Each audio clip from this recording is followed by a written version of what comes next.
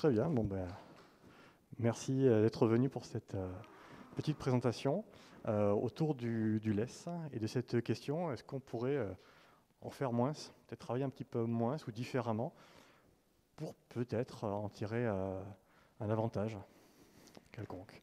Donc ce que je vous propose, c'est voilà, de pouvoir vous donner mon retour d'expérience à propos d'un cadre de travail qui s'appelle le LESS, qu'on a pu implémenter avec des équipes. Et puis je m'arrêterai à un moment donné, puis on pourra, si vous voulez, échanger, avoir des questions-réponses si ça vous intéresse. Alors, pour démarrer, petite présentation. Donc, je m'appelle Benoît Daroux, je ressemble à ça sans le masque. Et je viens de Toulouse. Je suis coach agile pour Soprasteria. Et j'accompagne des équipes depuis maintenant plus de 10 ans, bientôt 14, autour de l'agilité, autour de ses pratiques, autour de l'état d'esprit, autour de voilà, toute ces cadres, cette philosophie qu'on peut retrouver. Et en plus de cette agilité, ce que j'aime bien, c'est faire des parallèles, généralement. Et j'en ai trouvé un plutôt intéressant avec tout ce qui est philosophie du zen. Cette idée de vivre dans le moment présent, de vivre dans un monde un peu épuré, et d'essayer de se consacrer à ce qui est uniquement essentiel. Donc vous verrez, je vais citer des agilistes peut-être ancestraux dans cette présentation. Donc voilà un petit peu dans le cadre où on va se situer. Alors pour vous expliquer justement comment on est venu là, donc un petit retour en arrière. Il y a 3 ans, je travaillais avec plusieurs équipes, donc sur Toulouse, dans le milieu de l'aéronautique.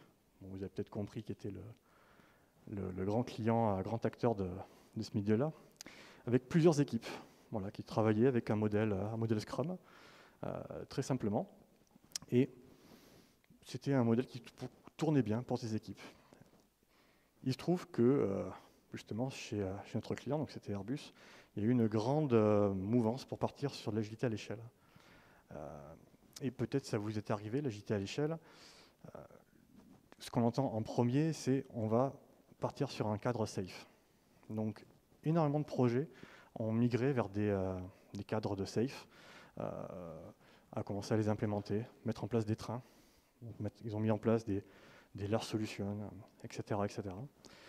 Et finalement, ces petites équipes qui travaillaient de temps en temps ensemble, on s'est dit, tiens, on va aller aussi dans ce cadre-là. Et justement, ce modèle safe ne plaisait pas à tout le monde, et notamment à la personne qui dirigeait ces équipes, qui organisait un petit peu tout ce besoin. Et en discutant, on s'est dit, on n'est pas vraiment imposé pour faire du safe, on est imposé pour travailler, pour collaborer ensemble, et pour amener ces équipes à travailler et à prolonger la vie de différents produits. Et si on essayait autre chose?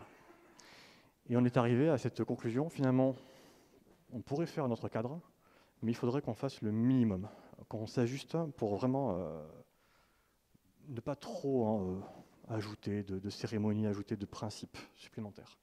Et c'est là où on est arrivé à se dire, le LESS, ça a l'air simple, on a l'air de comprendre en lisant simplement la description. Bon, c'est peut-être pas si compliqué que ça, on va essayer.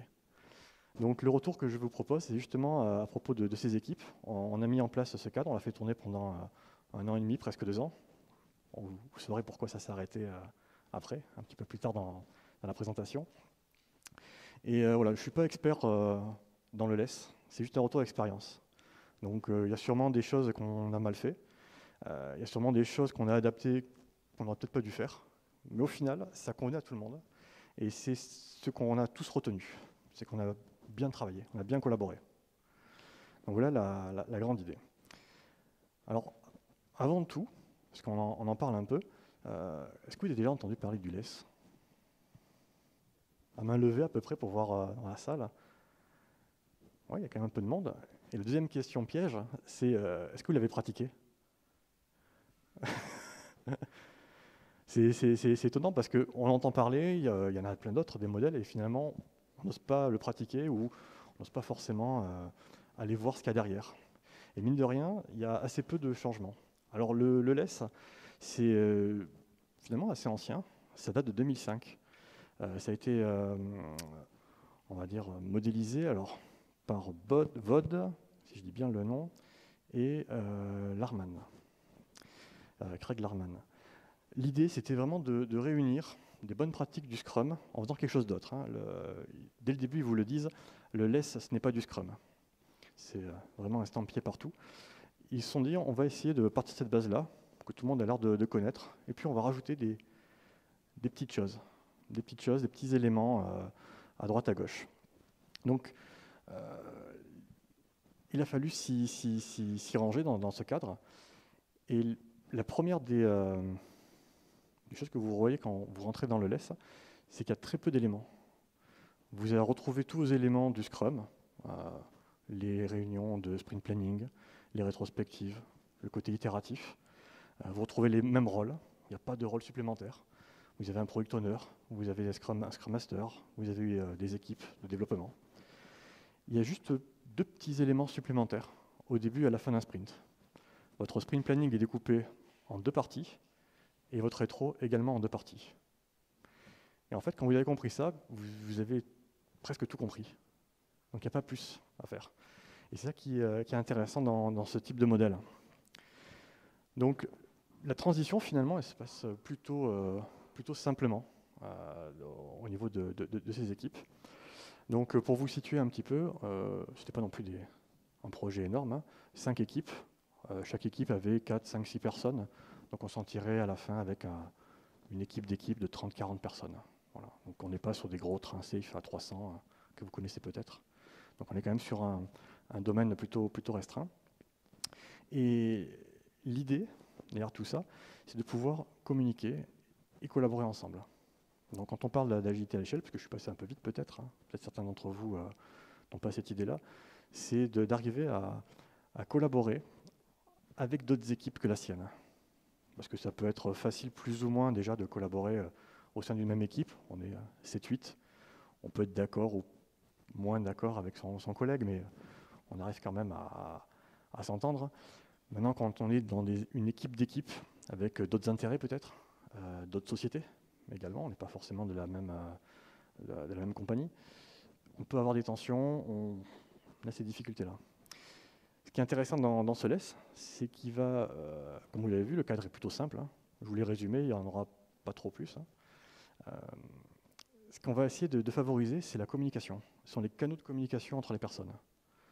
Au lieu de penser où va mon produit, quelle est la valeur, on en parle évidemment, hein, la valeur ajoutée que j'apporte, c'est finalement, est-ce que j'ai un canal de communication satisfaisant avec chaque individu, avec chaque rôle, pour bien travailler. Et ça, c'est assez fondamental dans l'état d'esprit, parce que ça oblige à se poser la question avec qui je travaille, et pas pourquoi je travaille, ou pourquoi faire. Généralement, et c'est souvent ce qu'on retrouve, la plupart des collaborateurs ont envie de travailler, ils ont envie de bien faire. On a envie de développer un produit qui est intéressant. Et ce qui empêche généralement, c'est une mauvaise communication ou une incompréhension. Et on va justement travailler avec ce cadre-là sur cette communication, comment la rendre plus intéressante. Donc c'est des petites choses comme ça pour apprendre régulièrement sur lesquelles on va pouvoir se baser. Alors, pour aller dans le vif du sujet sur comment est-ce qu'on implémente ce genre de petits modèles, petit, hein, il peut devenir très grand, il est composé de peu de rôles, comme je disais. On a un Product Owner, des Scrum Masters qui accompagnent des équipes. Alors, vous ne l'avez peut-être pas bien vu dans ce que je viens de dire, mais j'ai dit un Product Owner, tout court. Il n'y a pas un Product Owner par équipe, il y a un Product Owner. Donc, dans ce cadre-là, dans le retour d'expérience que je vous donne, c'est assez facilité parce qu'on a une trentaine de personnes, on a 5 équipes. Je pense qu'une personne peut arriver à intégrer à peu près. Alors, on verra qu'il y a des petites subtilités quand on va aller un petit peu plus loin. Mais il y a bien un Product Owner et un Product Backlog dans ce cas-là. Un seul, pas un par équipe, il y en a un.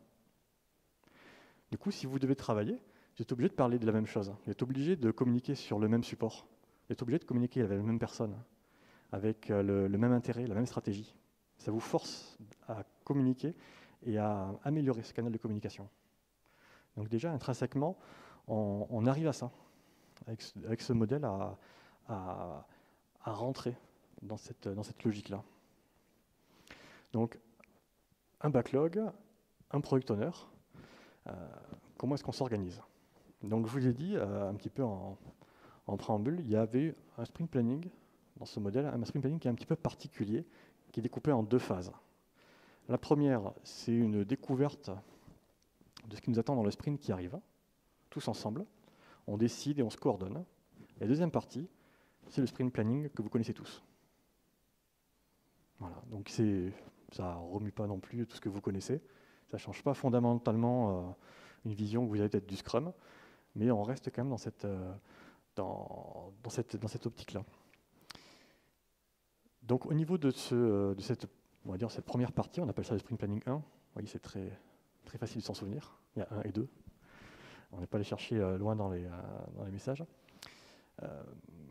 Ce qui se passe, c'est qu'on va essayer de se coordonner. Alors se coordonner, pas forcément très loin. On va rester à haut niveau. Quels sont les prochains grands jalons? Quelles sont les prochaines étapes qu'on veut faire? Mais à court terme, on parle de sprint. On ne parle pas d'une vision à 3 mois. Alors, la petite subtilité, c'est que dans le cas où on a essayé d'attendre un petit peu cette vision à un peu plus loin dans le temps. On n'était pas sur du 3 mois, on était sur 1 mois et demi, 2 mois, pas plus. Donc on était sur cette optique de se revoir régulièrement pour replanifier ce qu'on faisait. Et derrière, évidemment, je parle de rétrospective, peut-être s'améliorer. Donc dans cette sorte de planning, on va juste s'affairer sur quels sont nos objectifs et comment on les met en place. Mais à très haut niveau, si vous utilisez des notions, des items, comme les user stories, nous on ne parle pas en user story, on parle en feature, entre équipes. On parle vraiment au-dessus. On ne s'intéresse pas à ce qu'on va faire localement, on s'intéresse à ce qu'on va faire collectivement. Et l'intérêt, ce n'était pas forcément de détailler où étaient les dépendances, mais est-ce qu'on était surtout aligné sur ce qu'on voulait faire? Il y avait peut-être des dépendances, il n'y en avait peut-être pas. Si on avait, on essayait de se coordonner, mais on voulait avoir une cohérence avant tout. C'est-à-dire qu'à la fin du sprint, est-ce qu'on était cohérents tous ensemble? Et comme on avait assez peu de sprints de provisionner, de planifier, ça permettait d'avoir une vision à court terme ou à court terme plus pour se rendre compte si on était sur la bonne voie ou pas. Et tout l'intérêt, c'est que en face de nous, on avait un seul product owner qui était capable d'orienter différemment les discussions, d'orienter différemment la stratégie et de peut-être changer son avis face à quelque chose de simple à prendre en main. Si vous avez l'expérience des PI planning, du modèle SAFe, vous avez un grand tableau avec plein de post-it, avec des fils de couleurs qui vont dans tous les sens. Le note, c'était quelque chose de gros comme là, la hauteur de la table, à peu près la longueur. Et il devait y avoir peut-être 15 post-it dessus pour toutes les équipes. Voilà, c'était à peu près ça le niveau d'information dont on avait besoin. Et qui était demandé parce qu'après, une fois qu'on était dans cette optique-là, puisqu'on cherche à favoriser la communication et l'autonomie, on laissait les gens faire, en disant tiens, tu te débrouilles et tu feras ton sprint planning naturellement avec ce qu'on a décidé. Donc ça va forcer cette logique de pool, donc tirer à soi, avoir un flux tiré du travail. Il y a un product backlog qui est affiché, qui est connu de tous. Qu'est-ce que dans mon équipe j'ai envie de faire? Qu'est-ce que je suis capable de faire? Et on vient récupérer ce besoin et on l'implémente dans son propre sprint backlog. Donc ça responsabilise énormément l'équipe. Et justement, il y a peut-être un engagement qui est moins farfelu, qui est mieux maîtrisé, parce que justement, on a la vision de tout et on sait qu'est-ce qu'on fait, qu'est-ce qu'on ne fait pas, et on le partage. Comme on est sur le même backlog, ça facilite pas mal l'échange. Alors, j'ai un petit peu menti quand je disais qu'il n'y avait qu'un seul PO. Vous allez voir qu'il y a une subtilité derrière aussi qui est intéressante. Sur le domaine, donc on était sur l'aéronautique, sur tout ce qui était les commandes de vol embarquées, donc c'est-à-dire tous les calculateurs, tous les ordinateurs dans les avions qui calculent votre trajectoire, qui calculent les pannes et qui les corrigent en plein vol. Donc il y a des normes très strictes derrière pour pouvoir en quelques secondes réparer un incident ou détecter quand ça ne va pas et agir en fonction. Vous voyez que c'est un domaine qui finalement peut devenir très complexe. Donc il y a une aide à ce PO qui existe, ce qu'on appelle ça des APO, des Area PO. donc des product owners de domaine, hein, mais, ou d'air, je ne sais pas si la traduction est bonne, en tout cas d'environnement. Et la particularité de cet APO, c'est de ne pas être dédié à un composant ou à un produit. Il est dédié à un utilisateur. Et ça change tout.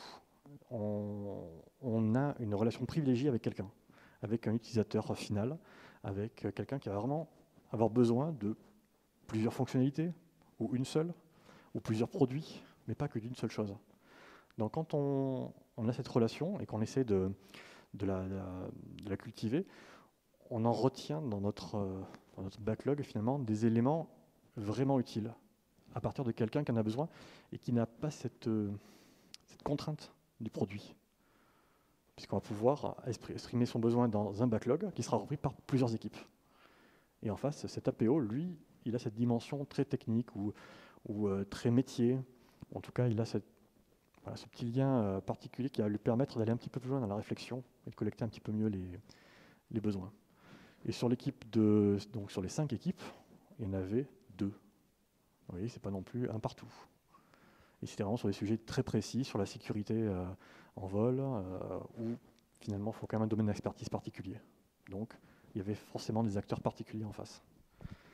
Vous voyez qu'on a ce canal-là, on va dire, au niveau du recueil du besoin, qui est ici. Un autre canal, un peu plus dur à mettre en place, celui-là, c'est au niveau des équipes. Donc on appelle ça les scouts and travelers, donc les éclaireurs et puis les voyageurs. C'est un peu plus délicat parce que côté légal, il faut faire du voyage entre compagnies. Et bon, c'est un petit peu plus compliqué à mettre en place, mais ça se fait finalement. L'idée, c'est de pouvoir dire à une personne d'une équipe, va passer du temps chez une autre, pour voir comment ils font. Et puis tu reviens en éclaireur, et puis tu nous racontes comment ils ont travaillé. Et nous, on essaie de faire quelque chose de similaire, ou de prendre des bonnes pratiques, ou d'échanger. On peut aller dans un autre sens. Celui-là, il marche plutôt bien. L'autre, le Travelers, c'est un petit peu plus compliqué, puisqu'il demande parfois, si on a besoin d'une compétence, une ressource, d'aller dans l'autre équipe travailler. Donc là, c'est un peu plus délicat contractuellement, mais ça s'entendait quand même, de se dire, on a une montée en charge sur une partie, j'ai une compétence, je ne connais pas forcément le produit, mais je peux vous aider, je viens vous aider. Et tout ça, ça marche parce qu'on est sur le même backlog. C'est ça qui est intéressant derrière. Donc ce canal de communication entre équipes, il va être très, très important. Et puis, on peut même aller encore plus loin.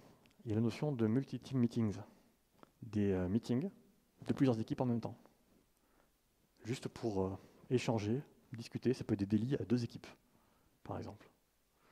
Alors, on parlera un peu des délits juste après. C'est un peu particulier, mais ça avait la même logique. C'est de se dire, on peut communiquer, on n'est pas obligé de rester en son coin, et on peut justement partager différemment. Donc cette possibilité-là, ça va amener justement ce genre de canal de discussion. Et on va essayer de le mesurer. Et c'est là que c'était intéressant. C'est-à-dire que régulièrement, on faisait des petits sondages. Donc vous aviez comme un radar avec tous les rôles. Les développeurs, un PO, les clients, les utilisateurs, le Scrum Master. Et puis vous aviez, comme une toile d'araignée, tout le monde, ce petit monde qui était relié. Et vous deviez noter sur une note de 1 à 5 comment vous estimiez la relation, la communication avec ces gens. Et toute l'idée, c'était d'essayer de détecter finalement qu'est-ce qui marchait moins bien, qu'est-ce qui marchait bien, pour résoudre ou l'amplifier. Donc c'est vraiment cette attente-là qui était assez intéressante sur ce domaine. Donc les équipes ont continué à pas mal bosser ensemble, et justement avec des pratiques qu'elles ont adaptées. Le fameux PI, le planning, qui est ici un genre d'équivalent avec le sprint planning 1, on le faisait 1 fois sur 2, 1 fois sur 3, parce que finalement, elles n'avaient pas si besoin que ça. C'est-à-dire qu'elles arrivaient, avec tous ces canaux de communication, à tellement communiquer entre elles que se coordonner régulièrement, c'était déjà fait. J'ai même des équipes qui ont abandonné le daily. Ils mangent ensemble tout le temps, ils prennent le café ensemble tout le temps, ils sont dans le même bureau, ils parlent, ils blaguent. Pourquoi faire un daily? C'était une perte de temps pour eux. Ils savaient exactement sur quoi travailler qui. Et quelles étaient les difficultés. Dès qu'il y en avait un qui avait un problème, on l'entendait râler, et de suite on venait à sa rescousse. Donc c'était vraiment inutile d'en faire un. Donc on est vraiment dans cette logique-là, qui est un petit peu différente de ce qu'on peut voir dans d'autres modèles. Voilà. Donc c'est à penser, dès qu'on veut implémenter le LESS, c'est pas juste des pratiques, parce qu'il n'y en a pas tant que ça, c'est avant tout un savoir-faire. Et quand vous allez sur le site s'appelle less.works, vous avez une grande cartographie qui est très simple, et en fait il y a plein de petites pastilles cliquables autour, et c'est que du soft skill quasiment. Mentoring, coaching, il y a du management, le rôle d'un manager, qu'est-ce qu'on doit réfléchir, comment on réfléchit. Et toute cette étape-là qui est dedans. Alors, au niveau de justement ce groupe d'équipes, il n'y a pas forcément de mots pour désigner ce que c'est, donc je parle d'équipe souvent, ou de groupe. On a essayé de mettre en place pas mal d'ateliers, pas mal d'éléments pour justement essayer de favoriser cette communication. Et c'était surtout comment est-ce qu'on est perçu. Donc ça apparaissait dans ce qu'on appelle les rétrospectives. Donc les rétrospectives, ceux qui ne connaissent pas forcément le Scrum, on regarde en arrière ce qu'on vient de faire. On regarde comment on a travaillé, dans quel environnement on se situe. On regarde si on est dans un environnement, on va dire, que l'on souhaite, premièrement, et puis qui favorise notre travail. Après, est-ce qu'on travaille bien, c'est une autre question. Mais déjà, est-ce qu'on nous permet de bien travailler? C'est la première à avoir. Et donc, dans cette logique-là, il y a cette rétrospective qui est faite au sein de chaque équipe. Et il y en a une qui est pour tout l'ensemble du groupe, qui s'appelle la Overall Rétrospective, où on va vraiment s'intéresser, et c'est la question, c'est dans notre système, dans notre environnement actuel, comment est-ce qu'on s'améliore? Comment on fait différemment? Et à chaque fois qu'on a lancé ce genre d'activité, c'était autour de la communication, avec des activités, par exemple des activités de support, où une fois que les produits étaient déployés, il fallait les maintenir, il fallait corriger quand il y avait des problèmes, répondre aux utilisateurs. Et donc on s'est posé la question, comment est-ce qu'on est perçu déjà par eux, par ces utilisateurs? Puis comment est-ce qu'on voudrait être perçu? Et qu'est-ce qui nous manque pour aller plus loin? On a réfléchi assez souvent à cette question sur quelle est notre image qu'on souhaite renvoyer et qu'on renvoie ou qu'on pense renvoyer pour essayer de s'améliorer. On a également discuté sur tout ce qui était la communication avec toutes les parties prenantes. Est-ce qu'on arrive à les satisfaire? Est-ce qu'on sait qu'on les satisfait, tout court? Donc c'est toute cette logique-là pour essayer de s'améliorer dans l'environnement de travail. Parce que techniquement parlant, les gens étaient plutôt à l'aise. Et ça permettait justement de pouvoir répondre à beaucoup d'attentes. Donc ça, c'est pour la partie, on va dire, de travail, d'organisation.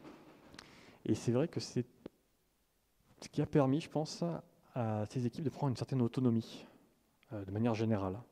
On les responsabilise d'une certaine façon sur des tâches très simples, des décisions très simples à prendre. Quand il y en avait une un peu plus compliquée, c'était le PO qui venait la prendre. Des Scrum Masters qui venaient faciliter les échanges, mais finalement, des échanges qui se faisaient plutôt calmement, plutôt simplement. Et ces équipes ont vraiment monté en compétence. Il y a eu un avant, un après pendant un an et demi. On pouvait vraiment voir une différence de pensée, une différence pour appréhender les sujets, pour prendre des initiatives aussi. Mine de rien, ça a été assez important. Peut-être c'est dû à cette équipe qui n'était pas si grande que ça. Je vous l'ai dit, on était à 30-40 personnes au maximum, donc l'initiative, on est capable de la prendre, hein, peut-être, ou de la faire adhérer le maximum de personnes. Mais en tout cas, on s'est quand même mis d'accord sur pas mal de sujets. Et ça a pas mal avancé. À implémenter, tout ce que je viens de dire, c'est très court. Ces réunions là, de sprint planning, le 1, l'overall rétrospective, ça prend 2 heures à peu près. Vraiment 2 heures. 2 heures pour se coordonner, 2 heures pour s'améliorer. Donc en une matinée, on faisait la rétrospective et le planning. Et on est tous mangés. Et ça d'une part, ça rassure, parce qu'on se dit, on est là pour une demi-journée, on va bosser, et on est là pour ça. Et donc on va bosser calmement, mais on va pas papillonner trop à droite à gauche. Et surtout, parce qu'on sait qu'on est capable de communiquer ensemble, parce qu'on sait qu'on a favorisé ces réseaux-là, on sait déjà qu'on sera efficace. Alors, est-ce qu'on aura une bonne solution? Est-ce qu'on aura quelque chose d'intéressant? J'en sais vraiment rien. mais on sait qu'on sortira de cet atelier, de cette demi-journée, avec quelque chose. Et que l'après-midi, on peut dérouler le sprint suivant. On sait que ça démarre sans problème. Donc c'est vraiment cette logique-là qui a commencé à s'ancrer. Alors, je vous ai un petit peu teasé au début de la présentation. Je lui ai dit que ça avait duré 1 an et demi. Et c'était il y a 3 ans. Donc, si vous êtes bon au calcul, vous savez que ça s'est terminé. Alors, c'est un petit peu l'idée, c'est que tout change tout le temps. Et malheureusement, on a été rattrapé par le train du safe. Forcément. Pour la petite histoire, ça a marché parce qu'on était un petit peu dans l'ombre. C'est-à-dire qu'on ne faisait pas trop de pub. On disait pas trop qu'on ne faisait pas du safe, mais on ne disait pas qu'on faisait forcément autre chose. Donc, au bout d'un moment, ça s'est vu. Et puis, avec le temps, il y a eu des réorganisations de départements. Les besoins ont légèrement changé. Ce qui fait que cette équipe d'équipes a finalement été dispatchée à droite à gauche. Donc, on n'avait plus vraiment la légitimité de garder ce groupement. Et ils ont été intégrés dans des trains safe. Donc avec une autre façon de penser, avec une autre façon de manager le produit, une autre vision de ce que doit être le produit, avec des équipes qui ne connaissaient pas, avec des équipes qui avaient même un historique, qui travaillaient peut-être en safe depuis 2-3 ans déjà, ensemble, et ils ont été adjointes à tout ça. Et c'est là où c'est marrant, c'est que ces équipes qui venaient du LES étaient plus performantes que les autres, et se sont intégrées d'un coup. Les PA planning, c'était un régal. Alors que tout le monde était en présentiel, à transpirer dans les couloirs, à courir dans tous les sens. Eux étaient calmes, ils avaient tout préparé, ils avaient leur liste de features à faire, ils savaient pourquoi ils s'étaient intégrés dans une vision, où est-ce qu'ils étaient efficaces, c'était fini. Quand on est passé en distanciel, donc on faisait la même chose, mais avec les amis de Klaxoon, c'était ceux qui terminaient le premier. Ils avaient déjà tout préparé quasiment avant, parce que ça prend 2 heures à faire. Donc ils faisaient ça presque la veille. Et le jour J, ils regardaient si ça collait à peu près avec la stratégie du train, la stratégie globale de la vision, pas trop de dégâts, et bien on copie-coller, c'était fini. Et également, tout ce qui était communication avec les autres équipes, ils ont pu mettre en place des pratiques différentes et les ont amenées. Donc ça a même donné cette notion d'initiative, à aller proposer des façons de partager l'information différemment pour optimiser, alors qu'ils ne le faisaient pas avant. C'est juste qu'ils ont compris le système dans lequel ils évoluaient, le nouveau, et ils se sont dit, tiens, on pourrait faire un petit peu différemment, faire autre chose, pour l'améliorer, instinctivement, sans besoin d'un Scrum Master trop présent qui les suive. Donc c'est ça qui est peut-être la chose à retenir, c'est qu'en enlevant des contraintes, en ayant un cadre de travail de plus en plus simple, chaque personne chaque groupe a su trouver une voie, une adaptation, une nouveauté à accomplir pour pouvoir mieux se débrouiller dans cet environnement-là. Chacun a pu trouver ce qu'il voulait faire et ce qu'il pensait être de l'agilité, de manière générale. Outre un cadre de Scrum, de Safe, de LESS, de ce que vous voulez, ils ont pu se dire, ben voilà, c'est comme ça que j'ai envie de travailler, et je vais le porter, et puis de toute façon, on me laisse la place. Et eux, ils l'ont complètement intégré parce qu'on les a laissés faire en enlevant énormément de contraintes. Comme vous avez pu voir, normalement, là vous êtes maintenant expert en LESS, parce qu'il n'y a pas grand-chose d'autre à retenir en vrai. Donc il ne reste plus qu'à l'implémenter de votre côté presque. Voilà la finalité de l'histoire. Alors, moi de mon côté, je vous remercie. C'était un peu court parce que je voulais laisser de la place aux questions, justement pour peut-être avoir vos retours et puis si vous avez des remarques par rapport à tout ça. Oui.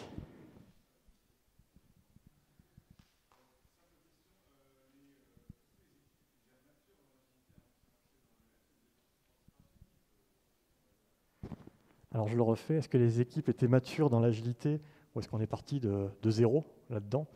Elles n'étaient pas forcément matures. C'est-à-dire que pendant 1 an, on avait travaillé tous ensemble. On partait de zéro par contre. Et on avait monté des modèles Scrum. Et on les avait formés, on les a accompagnés pendant 1 an. Mais on ne peut pas dire qu'ils étaient vraiment matures. mais elles avaient quand même des bons réflexes. C'était plutôt ça, c'est-à-dire que en bon réflexe, c'est si j'ai une question, ben je reviens sur le Scrum Guide, je vais de contacter mon Scrum Master, je vais chercher l'information dans une communauté, dans une guilde. Euh, c'est ça qui est, je veux dire, un bon réflexe. De se dire, la solution, elle est sûrement quelque part, ou alors on va pouvoir m'aider. Et ça, ils l'avaient par contre. Ils étaient assez débrouillards. On pourrait le mettre comme ça, oui. Et après, ça s'est fait tout seul.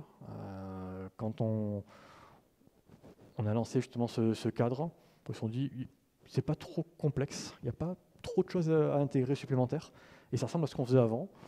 On n'est pas trop chamboulé, on continue. Donc il y a aussi ce changement qui a été très doux, on va dire. Parce que dans les autres équipes que j'accompagne, où il y a du safe, où ça change beaucoup quand on passe à l'échelle, on se heurte un peu plus fortement au modèle. Parce que ça change, ça chamboule un peu, on ne comprend pas trop où on va. Et juste par réflexe, peut-être effrayé du modèle, on ne veut pas y aller. Là, ils avaient confiance, donc il y a aussi ça, ce côté confiance qui a amené. Ouais.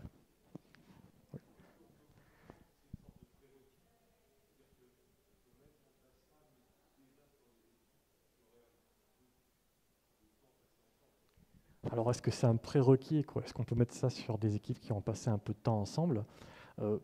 Un prérequis, je ne sais pas, parce que le LESS, on peut comment dire, l'intégrer de zéro, hein, de but en blanc, ça se lit très simple.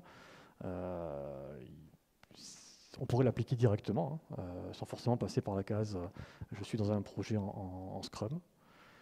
Ça pourrait se faire. Non, non, je ne pense pas qu'il y ait de limite par rapport à ça, à ce niveau-là. C'est peut-être mieux, évidemment, parce qu'on a peut-être les bons réflexes, on a peut-être les codes des réunions, les codes des outils qu'on va manipuler. C'est peut-être ça qui peut être intéressant derrière pour justement l'accompagner. Mais il y a beaucoup moins d'accompagnement, je pense, que pour un modèle. Oui, on compare souvent avec le safe. Hein, je suis désolé si j'en parle souvent, mais il y a beaucoup moins besoin d'accompagnement que pour le safe.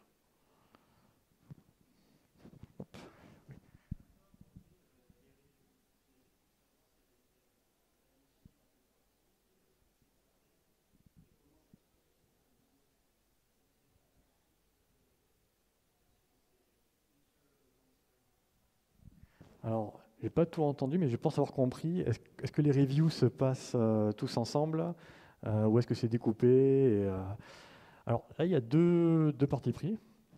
On peut le faire séparément, mais vous avez toujours le même PO et vous pouvez faire peut-être des choses avec des utilisateurs un peu privilégiés, pourquoi pas.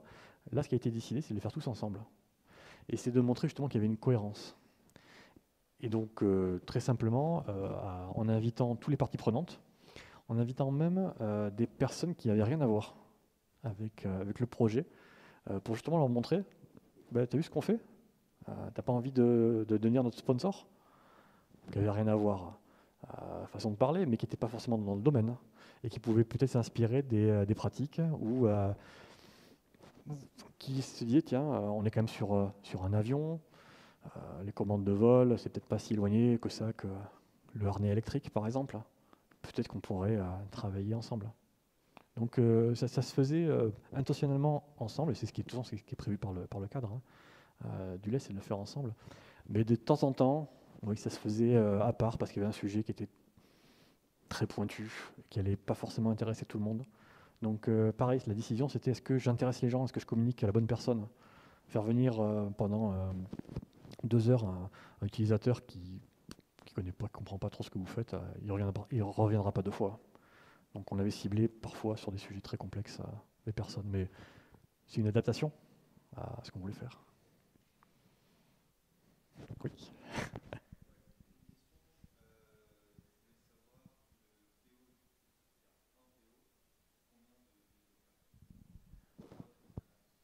Alors on était, il faut enlever à 40, il faut enlever 6 personnes, donc on était 34 développeurs. Ouais.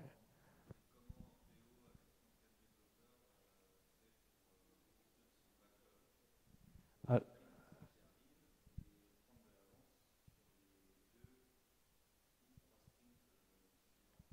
ça, c'était le gros côté où il y a eu de l'accompagnement, c'est-à-dire que le PO se concentre à un niveau un petit peu au-dessus de la user story. Donc on est sur de la feature ou un peu en dessous. On va travailler qu'avec des grosses user stories. Et le découpage se fait facilement parce que ce PO, il est en relation avec tous les utilisateurs. Donc tout ce qu'il reçoit, c'est du besoin fonctionnel. Donc il n'y a rien de technique derrière.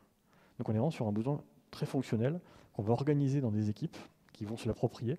Donc on reste toujours à haut niveau. Donc quand le PO valide des éléments, ce sont des éléments de très haut niveau, finalement. Donc sur les 34 développeurs, sur les 5 équipes, parce qu'on peut même parler de 5 équipes qui avaient peut-être aussi des parties de composants un peu différentes, hein, finalement on arrive à comprendre, puisqu'il y a une cohérence dans les équipes, la stratégie elle suit, ça se comprend. Et au niveau de la validation, il est accompagné par les utilisateurs et par les fameux APO qui, parfois sur des points très précis, viennent dessus. Donc avec les développeurs, il y a soit des représentants des développeurs, j'en ai pas forcément parlé ici, mais on marche pas mal par représentants également. Donc on peut avoir des représentants de développeurs qui viennent épauler le PO.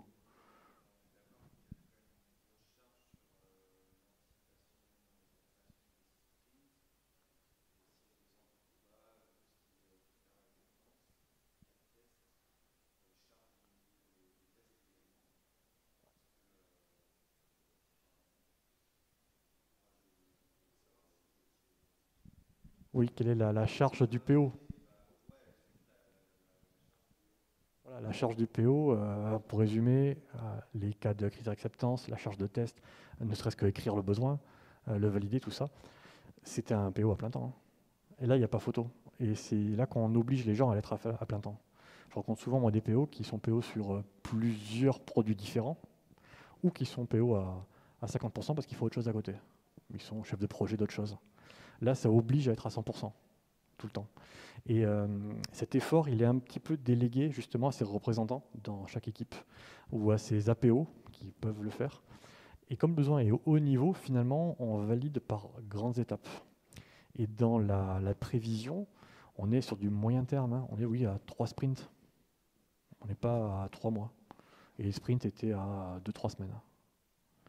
Voilà, donc c'est pas une vision à... Puisqu'on va faire ce sprint planning 1, normalement c'est tout le temps, tous les sprints. Là on le faisait tous les 2-3 sprints. Donc on se remettait d'équerre assez régulièrement.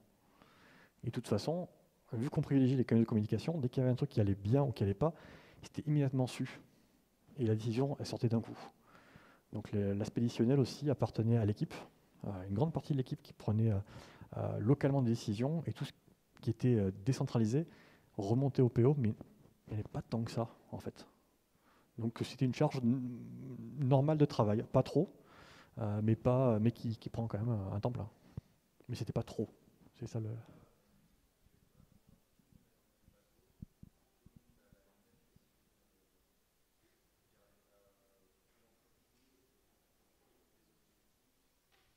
C'est ça. C'est la vision, elle est partagée régulièrement et surtout elle est comprise. C'est surtout ça l'élément, c'est qu'elle était. On faisait attention à ce que tout le monde comprenait pourquoi il travaillait. Et quand je recevais un travail, quand je reçois un travail de quelqu'un, je sais pourquoi il vient vers moi, je sais ce que je fais et je sais ce que je rends pour que l'autre va travailler, sur quoi l'autre va travailler. Donc on a vraiment cette logique amont-aval, on sait ce qu'ont faire les équipes.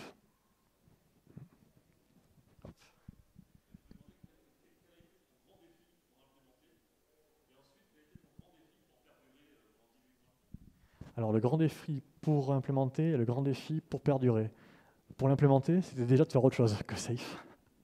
C'était déjà d'arriver à convaincre quelqu'un de dire on va faire autre chose, fais-moi confiance. Ça marche partout ailleurs, dans le monde entier, ce cadre il est utilisé. Il est peu connu, hein, on en fait le tour de table, il est peu utilisé, mais c'est un cadre quand même qui a quand même une certaine renommée. Donc je sais que ça marche. Donc il n'y a pas de raison que ça ne marche pas, enfin que ça marche. C'est viable, en tout cas on peut dire ça comme ça. Donc il fallait faire confiance, c'est avant tout ça. Donc je pense que le grand défi, ça a été de garder la confiance qu'on avait un petit peu établie au début, mais il fallait quand même la garder. Et à perdurer, c'était de justement d'arriver à le promouvoir. Parce que personne n'entend forcément parler. Quand on commence à dire on va autonomiser les équipes, elles vont se responsabiliser, ça fait peur. Il y a un PO. Dans des grandes sociétés, on a souvent peur de se dire oui, mais attends, moi, je suis chef de département, chef de service. S'il y a un PO et que c'est pas moi, je fais quoi dans la boîte? Donc c'était ça qui était la difficulté à arriver à faire perdurer tout ce système dans un environnement qui ne voulait peut-être pas forcément l'intégrer.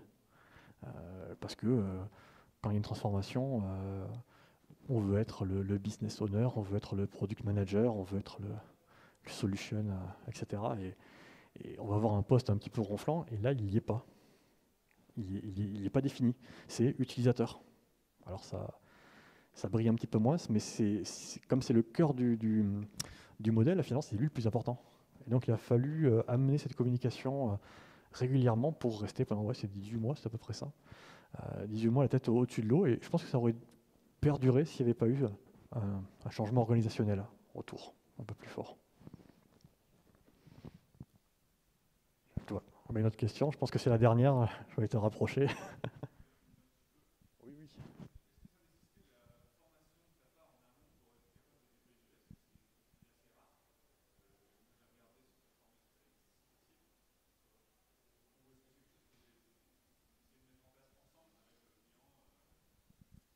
Alors, est-ce que ça nécessite de la formation pour tout mettre en place, c'est ça? Avec des certifications, des choses comme ça? Alors, je ne suis pas certifié LS. Les formations, j'en ai pas suivi énormément là-dessus. Voilà. C'est de l'auto-formation, c'est pas mal de lecture. C'est pour ça que je disais que je n'étais pas expert dans le LS et qu'on avait sûrement fait des erreurs. Mais comme à la fin, le résultat était bon et que tout le monde était satisfait et était content de travailler là-dedans, on s'est dit on n'a pas dû trop se tromper. C'était le côté indirect. Je dirais plutôt qu'il y a de l'accompagnement, très fortement par contre. Beaucoup d'accompagnement, alors ça passe par la formation, mais par l'acculturation. Typiquement, avec toutes ces personnes-là, on a monté, et c'était ça quelque chose qui était impulsé, et donc ces unités-là, on a monté des communautés de pratique. Donc on se réunissait pour discuter des pratiques de Scrum Master, pratiques de développeurs, pour savoir comment est-ce qu'on travaillait les bons trucs et astuces entre nous.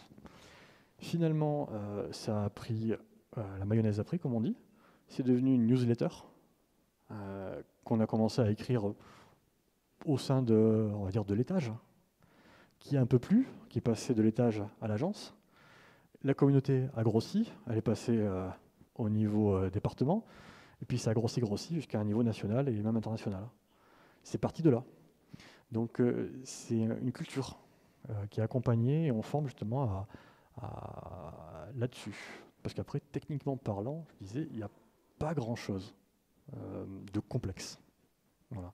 C'est des choses que vous faites déjà dans du Scrum, des petits ajustements, un point de vue qui n'est pas différent, qui est juste un pas de côté de ce que vous faites.